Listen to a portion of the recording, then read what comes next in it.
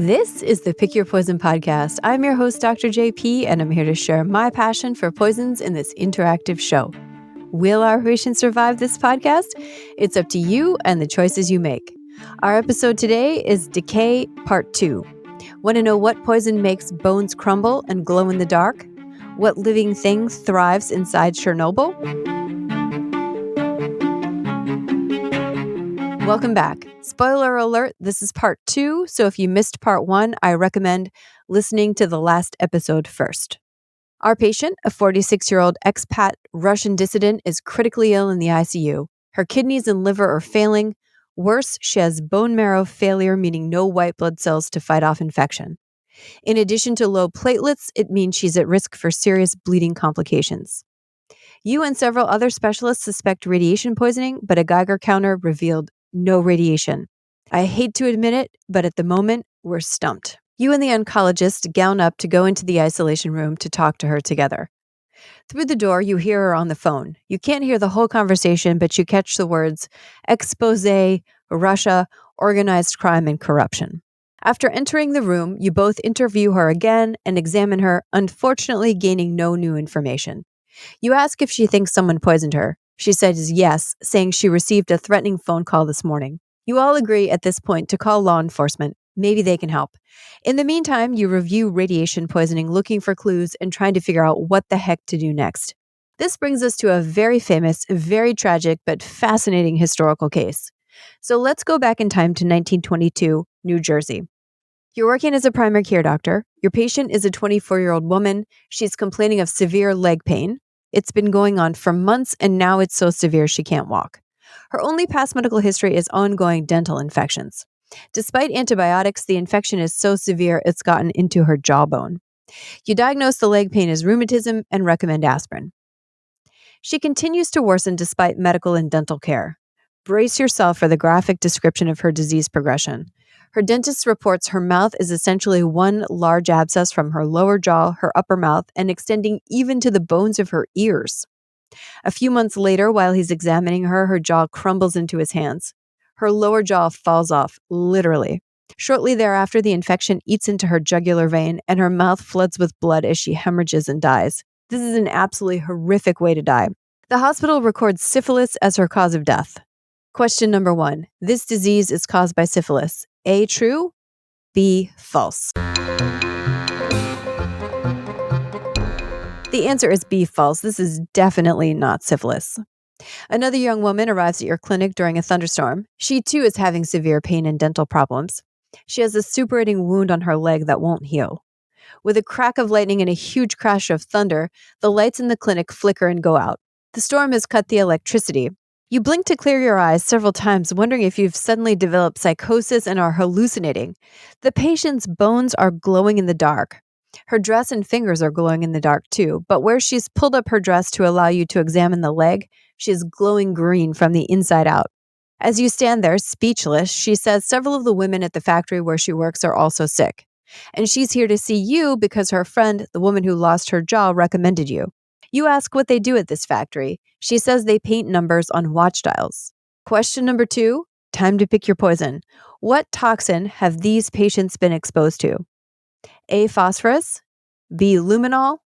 C, quinine. D, radium. The answer is D, radium. She and her friend work in a factory owned by the Radium Dial Company. Radium is radioactive, occurring naturally from the decay of uranium, or it's manufactured in a nuclear plant. It's a green color and it glows in the dark naturally. Women in U.S. and Canadian dial factories in the early 1900s used radium paint to paint the numbers on the watch dials, and they licked the tips of their brushes to make a pointed tip for really fine brushwork. In fact, the women were explicitly told the paint was safe, this despite the fact that the men in the factory handled the toxin with lead aprons and only touched the radium with tongs. The women were called ghost girls because they glowed after a shift. Unfortunately, some painted their teeth and dresses with the radium paint before going out. Radium is obviously not safe. What does it do? Well, the body treats it like calcium. It's taken up into the bones, causing bone marrow suppression, cell death, and tumors. The women often began to have dental pain and lose teeth. Thanks to immune system suppression from the radium, these teeth extractions and surgeries never healed, turning into suppurating abscesses. Radium literally ate away their bones. And in the jaw, this is called osteonecrosis of the jaw. Other bones besides the jaw were affected, and horrific tumors also developed. Their symptoms were blamed on tons of different things, including x rays they received for the evaluation and syphilis, as I noted above. Even worse, the radium dial company manufactured false research during the investigations. These lies effectively deflected blame away from the Radium Dial Corporation, at least for some time. Also, at the time, there was a radium craze, with radium water being touted as a health tonic and even a cure for cancer. Radium could be found in cosmetics, food, and toothpaste. For more on this, check out Adam Blumenberg's great episode on the Toxic History podcast titled Radiothor Radioactive Water. At the time, radium was the most valuable substance on Earth, costing $120,000 per gram, or $2 million per gram in today's money. Spoiler alert, radium isn't a health tonic. It took the first woman 2 years to find a lawyer to take her case. The radium dial company stalled intentionally, literally waiting for the women to die. But these extremely brave women, so weak at the time of the lawsuit, some were so weak they couldn't even lift their arms to take the oath, persisted. And eventually, these so-called radium girls settled, with several on their deathbeds, and they had little choice to settle before they died. By 1927, more than 50 of the factory workers had died from radium poisoning. One of the victims didn't even work at the factory. Her exposure, she slept in the same bed as her sister, who worked in a factory. This case became an important landmark in the United States legal history, establishing the rights of workers to sue for damages for labor safety and leading to improvements in industrial standards. Their legacy is so important, they're actually credited with keeping workers safe in the 1950s and through to today, since the beginning of the atomic age. Their history was actually studied at that time to set up safety standards that worked and continue to work now. There are so many layers to this story: poverty, sexism, corporate greed, the legal system, and occupational regulation. I wish we had time for it all, but if you want to know more, I recommend the book Radium Girls by Kate Moore. Anyway, the women are buried in lead coffins. Why? Their bones are still glowing because radium continues to decay. It has a half-life of 1,600 years. So this brings us to the different types of ionizing radiation. The risk of radiation is from the decay of radioactive particles, and ionizing radiation is radiation with sufficient energy to disrupt either an atom or a molecule.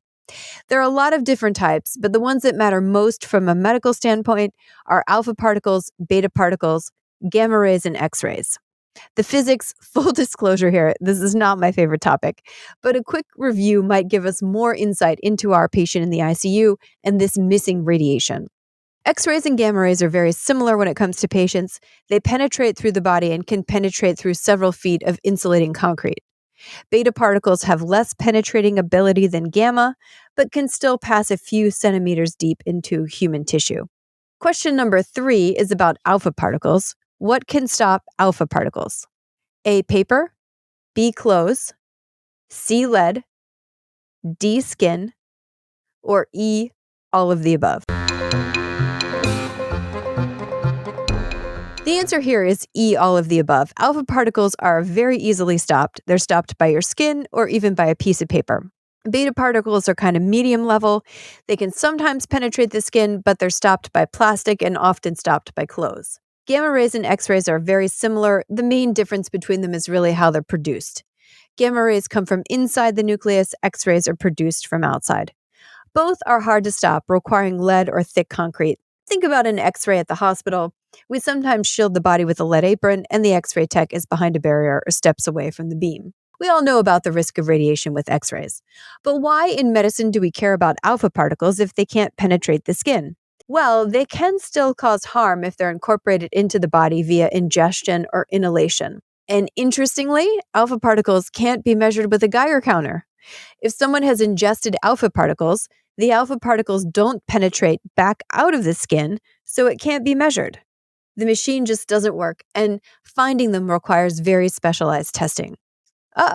This brings us right back to our patient. Concern for radiation poisoning without finding radiation? It sounds like we're going to need some expert help. You reconvene with oncology and medicine to review a sentinel case in the medical literature, and afterwards, you're all in agreement.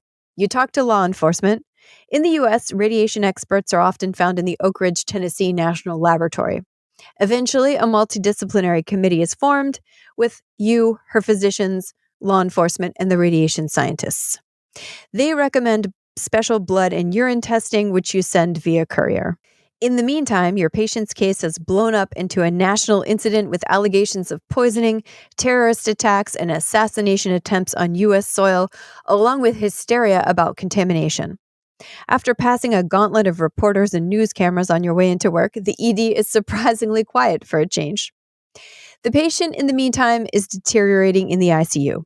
She's developed sepsis, and despite aggressive antibiotic treatment, she's progressed to septic shock. While we await the advanced testing results, let's talk about radiation exposure. Of course, fear is always present with nuclear disasters like Chernobyl and Fukushima. One radioactive isotope that might be released is, interestingly enough, iodine. And this is the reason people in a fallout zone are told to take iodine. The idea is that your thyroid will take up the regular iodine rather than the radioactive isotope, hopefully preventing thyroid cancer. These disasters, when they happen, are no secret. It's much more challenging when radiation exposure occurs outside of a known context. This occurred in Brazil when several men looking for salvage in an old hospital found a device with a blue glowing powder inside. The powder was beautiful and mesmerizing, and it was shared among several family members, including a 6-year-old child. 4 people died, including the child, and 50 were hospitalized. What they had found was a teletherapy machine used for medical radiation to treat cancer, and the glowing blue powder inside was radioactive cesium-137. Most radioisotopes don't have an antidote, though cesium is the exception. The antidote is Prussian blue, the pigment used in paintings like Van Gogh's Starry Night. Remember what else Prussian blue is the antidote for? That's question number 4. A. Aspirin, B. Mercury, C. Thallium, or D. Anticholinergic toxicity.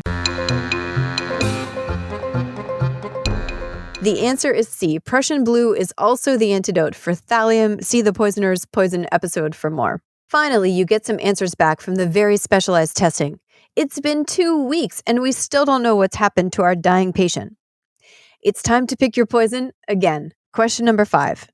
A. Radium, B. Polonium, C. Cesium, or D. Iodine.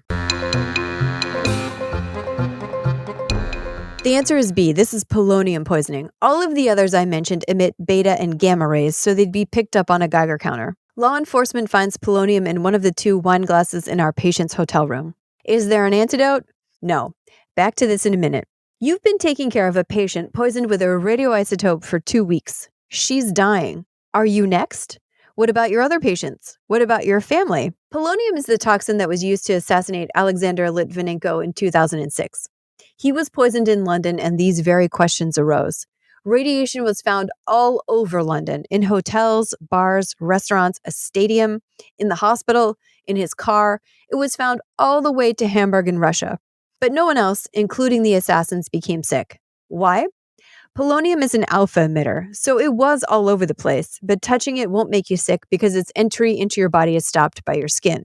The assassins put it into Litvinenko's tea, and when he drank it, it became incorporated into his body this way. In fact, the 2 assassins carried it on an airplane, disposed of it in their hotel sink, and one even told his child to shake Litvinenko's hand after poisoning him. Litvinenko's father said he was killed by a tiny nuclear bomb.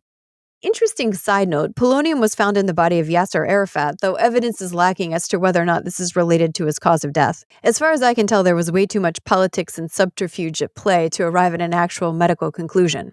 Polonium was discovered by Marie Curie, who named it after her homeland, Poland. Why name a dangerous radioactive isotope after your country? Interestingly enough, she hoped to bring awareness to the fact that Poland at that time didn't exist as a country. It was occupied by the Russians, Germans, and the Austro-Hungarian Empire. Back to our patient. Radiation is found all over the hospital and the ICU. However, the surface contamination isn't a risk to you or others because, as we just said, the radiation stopped by your skin. So how do we treat polonium? Well, certainly there's no antidote, and we treat it the same way we treat most other radiation exposures, with good supportive care. Many patients who die from acute radiation syndrome are suffering from fluid loss, infection, and bleeding. So treatment with antiemetics, IV fluids, and antidiarrheals is the appropriate first step, as we did with our patient in the hotel and in the emergency department. Radiation burns are treated like thermal burns. Infection and sepsis, of course, are treated with antibiotics. We do have a medicine to increase the white blood cell count. We often use these for patients getting chemo. They're called GM-CSF stimulants. I would certainly give these a try. We really have limited data on polonium poisoning for obvious reasons. Chelation with various agents has been suggested, so that might be worth a try as well. Where do you find polonium? It's used in manufacturing to eliminate static, and it's been investigated as a source of heat for outer space. Need another reason to stop smoking? It's found in small amounts on tobacco leaves. Think this difficulty in diagnosis is fictional? It's not. Litvinenko died 23 days after exposure. Polonium wasn't diagnosed until 6 hours before his death. The same issue occurred. The medical team considered radiation as the source of his illness, but the Geiger counter didn't show radiation. Interestingly, they considered thallium poisoning due to his hair loss, but he lacked the excruciating pain that thallium causes. The actual diagnosis required special testing by highly trained scientists in his case. Our patient, despite our best medical and ICU care, develops overwhelming sepsis followed by several cardiac arrests and death.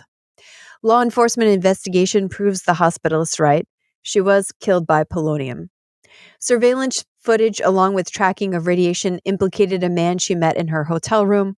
He claimed to be a whistleblower about corruption at the highest levels of the Russian government, but in fact, he had shadowy ties to the Russian intelligence agencies. His hotel room was highly contaminated. He was well appearing in airport surveillance footage, escaping back to his home country.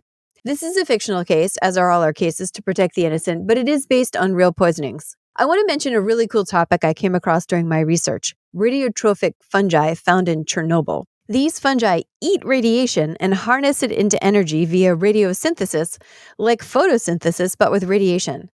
Taking a line from Jurassic Park, life finds a way. It's amazing. The fungi are known for extreme recalcitrance and actually grow towards the most radioactive areas. They're black due to high levels of melanin, the compound giving us our own skin pigmentation, and this is the compound that uses the radiation. An amazing study on the International Space Station showed a layer 1.7 millimeter thick of these fungi blocked 2% of radiation. So scientists extrapolated that a 21 millimeter thick layer could block all the radiation on Mars. Imagine living in a house on Mars with a fungus roof. Question number 6 is the last in the podcast and today's pop culture consult. What movie monster has radioactive breath and, I did not know this before, skin based on keloid scars of atomic bomb survivors? A. Jaws, B. King Kong, C. Predator, D. Godzilla. Follow the Twitter and Instagram feeds, both at PigPoison1, and you'll see the answer when I post it. Remember, never try anything on this podcast at home or anywhere else. Thanks so much for your attention. It helps if you subscribe, leave reviews, and/or tell your friends. Transcripts are available on the website at pigpoison.com. While I'm a real doctor, this podcast is fictional, meant for entertainment and educational purposes, not medical advice.